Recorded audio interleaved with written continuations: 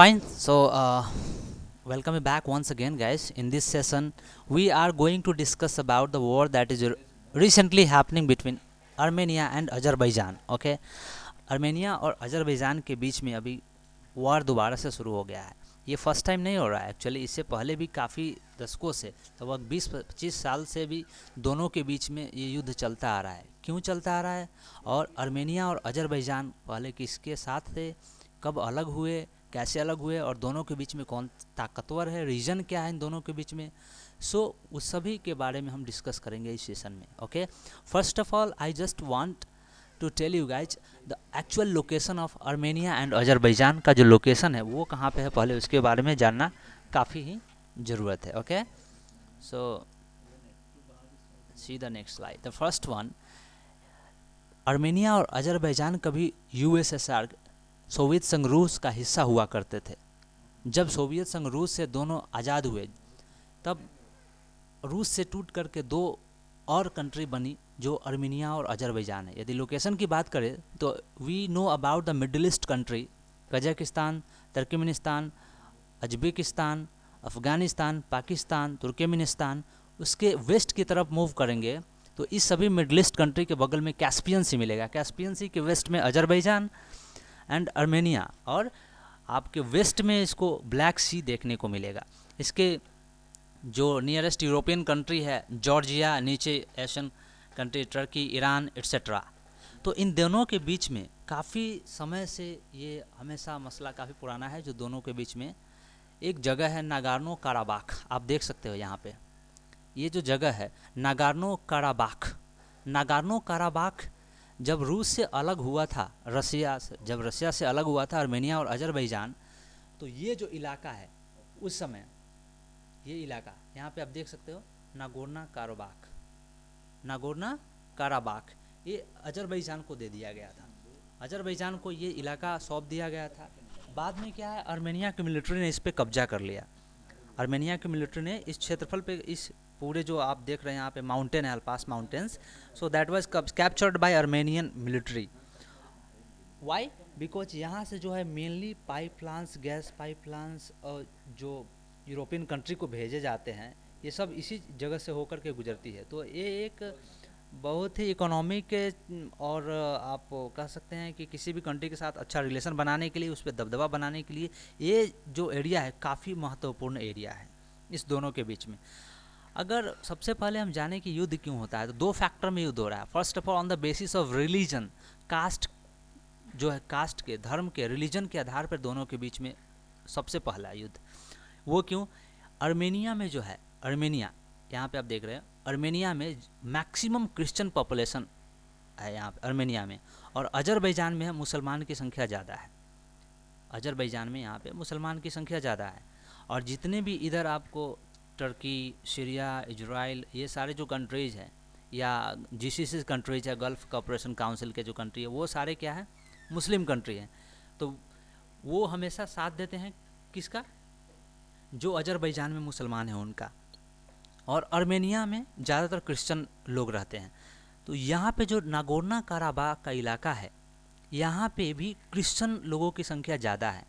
तो क्रिश्चियन लोगों की संख्या ज़्यादा है, तो ये मिलना चाहते हैं अर्मेनिया के साथ, राइट, वो अपने कंट्री के साथ में। आप देख सकते हैं यहाँ पे द नेक्स्ट युद्ध क्यों हो रहा है अर्मेनिया और अजरबैजान के बीच में। फर्स्ट क्वेश्चन हो सकता है नागोर्नो काराबाख के कारण।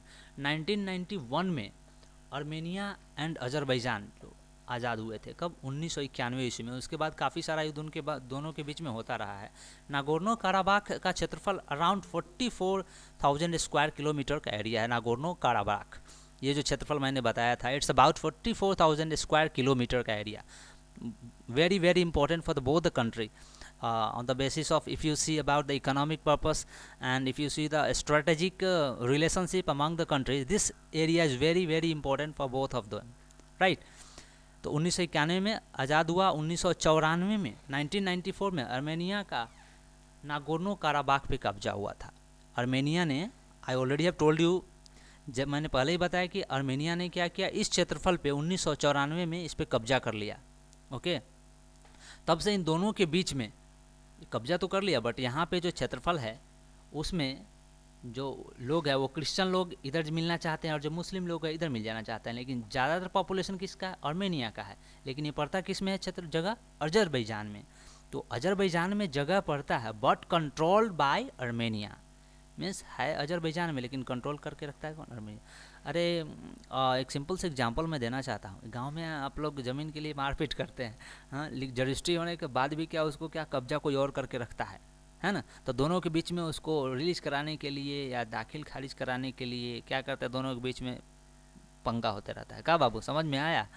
तो वही सेम जो मैटर है ना, that is doing on the basis of land and religion, धर्म और ज़मीन के लिए युद्ध हो रहा है दोनों के बीच में। ओके, ये आप देख सकते हो जस्ट दोनों का फ्लैग सिंबल, एक मून के बीच में स्टार, और ये कलर अजरबैजान का, ये आर्मेनिया का। Okay, infographic military arsenals of armed and Azerbaijan, इसमें हम डिस्कस करेंगे कि दोनों में कौन सा ज़्यादा पावरफुल है और अगर युद्ध हुआ तो क्या होगा। देखिए, सबसे पहले दोनों के बीच में युद्ध हो रहा है तो ये भी नेशनल इशू है। डर इस बात का है कि ये युद्ध यदि चल के इंटरनेशनल इशू बन जाता है, जैसे कि जो मुस्लिम कंट्रीज़ है वो अजरबैजान का साथ देने लगे, और जो मुस्लिम कंट्रीज़ नहीं हैं जैसे रूस अभी फ़िलहाल बोला है कि वो खुल करके आर्मेनिया का साथ दे रहा है, अगर यूएसए वगैरह आर्मेनिया का साथ देने लगे तो क्या होगा, ये एक इंटरनेशनल इशू बन जाएगा, बहुत ही खतरनाक युद्ध। ये means it will start like cold war, जैसे पहले कोल्ड वार शीत युद्ध हुआ था, उस तरीके से दोबारा से ये शीत युद्ध की तरह शुरू हो जाएगा। ओके, सो ये एक अच्छा संकेत नहीं है पूरे इंटरनेशनल इश्यूज़ के लिए। आप इस ग्राफ में देख सकते हैं, मैं ऑलरेडी हैव टोल्ड यू कि अजरबैजान यहाँ पे ये रहा, और अजरबैजान का इलाका इस साइड भी है और बीच में आर्मेनिया करता है, उसके इस पार भी अजरबैजान है जो ईरान से कनेक्टेड है। ओके, यहाँ पे जॉर्जिया, इधर टर्की, नागोर्नो कराबाख का इलाका यहाँ पे है। नेक्स्ट वीडियो में आप देख सकते हैं क्लियरली, ये अजरबैजान इस साइड, यहाँ पे नागोर्नो कराबाख ब्लैक सी इस साइड पड़ता है, आपका कैस्पियन सी यहाँ पे पड़ता है। मेजॉरिटी यहाँ पे लिखा हुआ है, you can read it out, Armenian majority Nagorno Karabakh was a part of Azerbaijan throughout the Soviet era. I already have told you 1980 के शताब्दी में क्या है, ये रूस के साथ हुआ करता था। जब 1991 में पूर्ण रूप से अलग हुआ तो दोनों अलग अलग कंट्री बन गए। ओके, तब उस समय क्या हुआ, 1991 में Nagorno Karabakh declared itself in independent.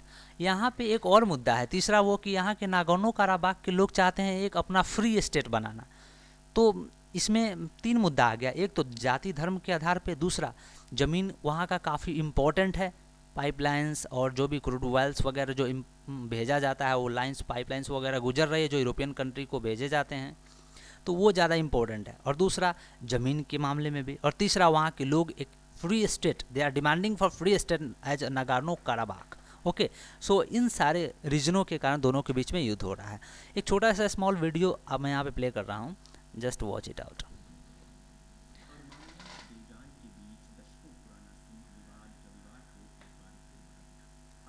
दोनों के बीच में both are fighting together and they have started fighting by artillery guns and jet fighter vets. दोनों चीज़ों से, दोनों की तरफ से युद्ध शुरू हो चुका है।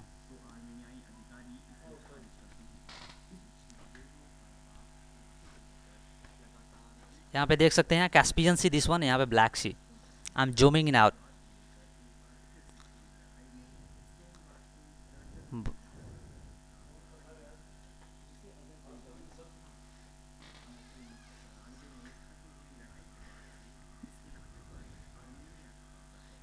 आई already have told you, after 1994 के बाद में वो आर्मेनिया का कब्जा हुआ था उस पर, और अभी जो इसमें युद्ध हो रहा है काफ़ी तोप, गोलाबारी, फाइटर जेट्स एंड ड्रोन का भी इस्तेमाल किया जा रहा है।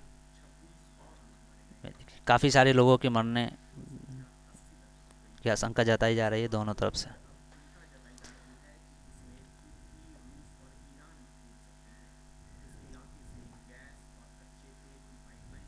गैस और कच्चे तेल की पाइपलाइनें गुजरती है जिसके कारण से एरिया काफ़ी ही इम्पोर्टेंट है दोनों देश के लिए।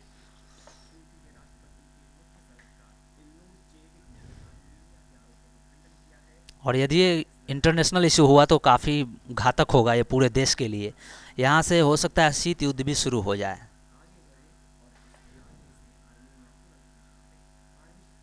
राइट। सो आई होप यहाँ पे आप देख करके समझे हो कि काफ़ी कितना ये क्रिटिकल इशू है that is recently happening. Now come to the no how we just gonna do comparison between both the countries. अब दोनों के बीच में यदि कंपेयर किया जाए कि दोनों में युद्ध हुआ अच्छे तरीके से या इंटरनेशनल इशू हुआ तो कौन जीतेगा, अब हम कंपेयर किस आधार पे करते हैं, उसके पास कितनी मिलिट्री कैपेसिटी है, उसके पास कितने टैंक है, उसके पास कितने फाइटर जेट्स हैं, एटॉमिक पावर है या नहीं, नेवल सिस्टम कितने हैं, इन सभी के बीच में कंपेयर करके we just come to the know we just come to know that which one is more powerful. Okay.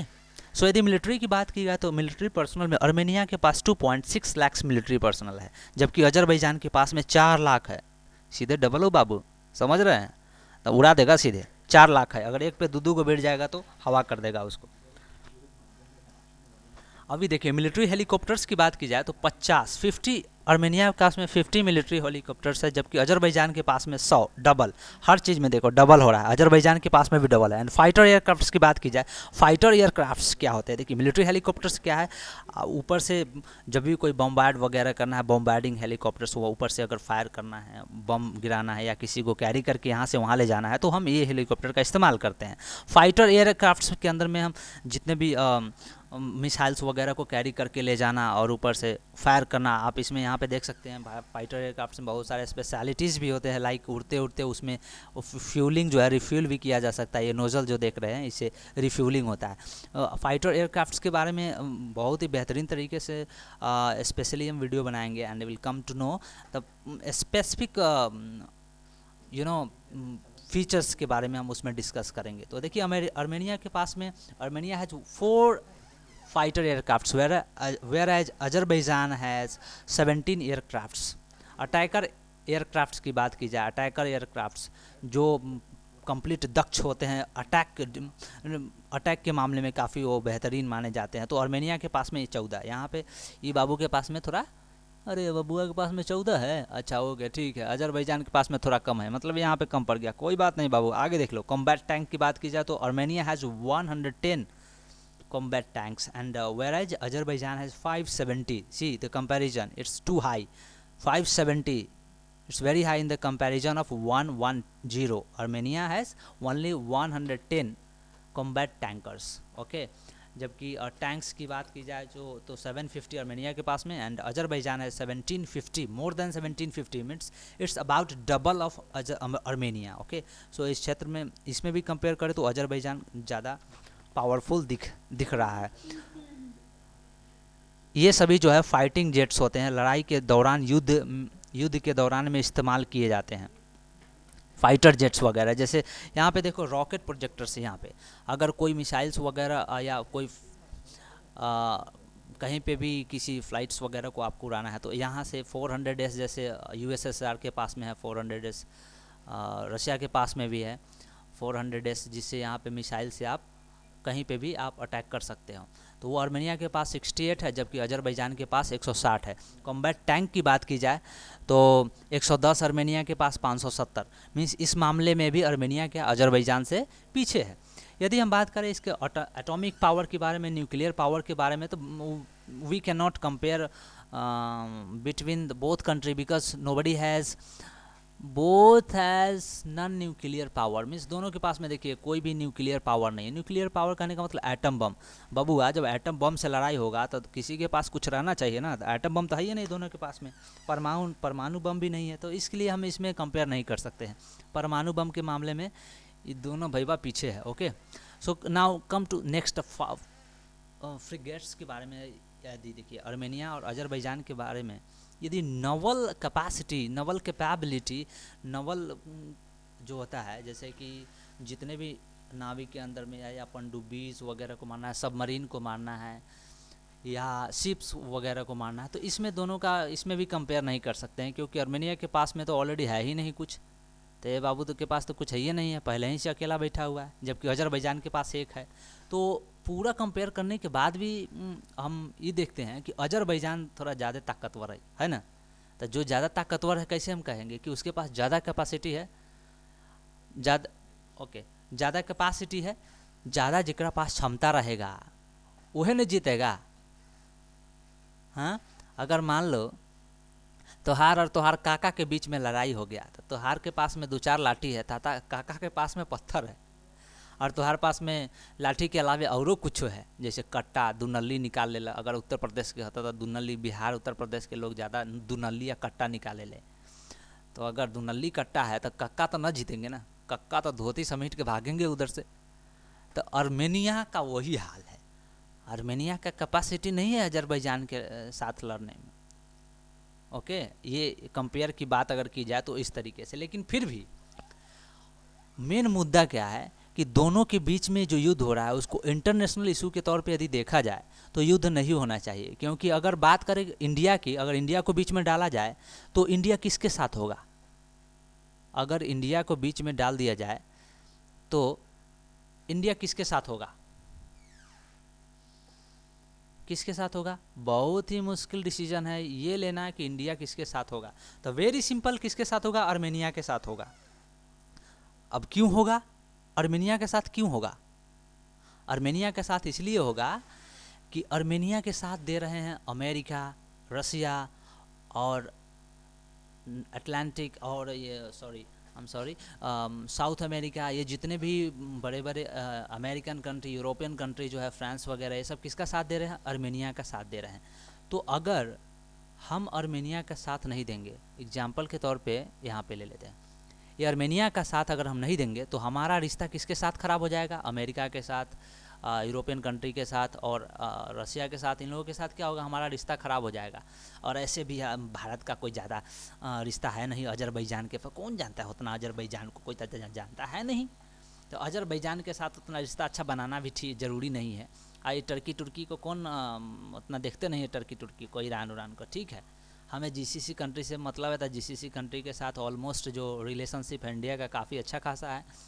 तो टर्की का साथ ज़्यादातर आर्मेनिया का साथ ही देंगे, सिंपल सी बात। आई टर्की इसलिए साथ दे रहा है कि यहाँ मुसलमान ज़्यादा है और अजरबैजान में भी मुसलमान ज़्यादा है, तो इसलिए इसका साथ देता है। और जितने मुसलमान की कंट्री है तो उनके साथ अपना रिश्ता उतना बने चाहे नहीं बने कोई फ़र्क नहीं पड़ता है। लेकिन अमेरिका, रसिया, ये सब के साथ में अपना रिश्ता बनाए रखना बहुत ज़रूरी है। तो इंडिया को कंपेयर की जाए तो हम किसका साथ देंगे? आर्मेनिया के। बट ऐसा नौबत अभी आया नहीं है। ऐसा नौबत क्यों नहीं आया है?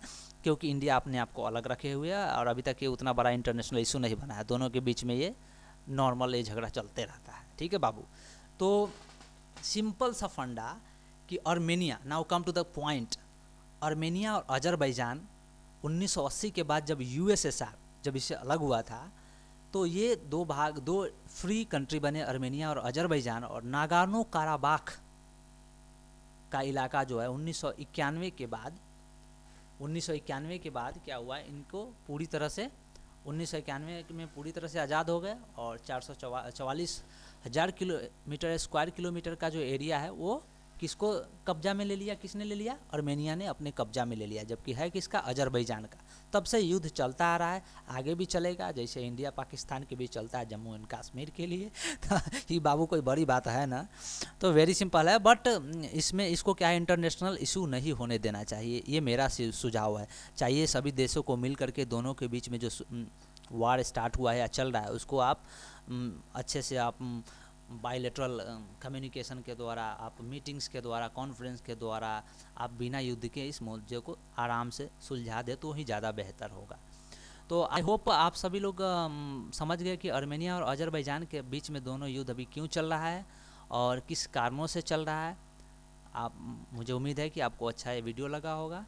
Please like and share and comment whatever your opinion on this video and on the topic or on the issue that is recently happening internationally. Okay, I hope you have enjoyed. I'll see you in the next video. Bye bye.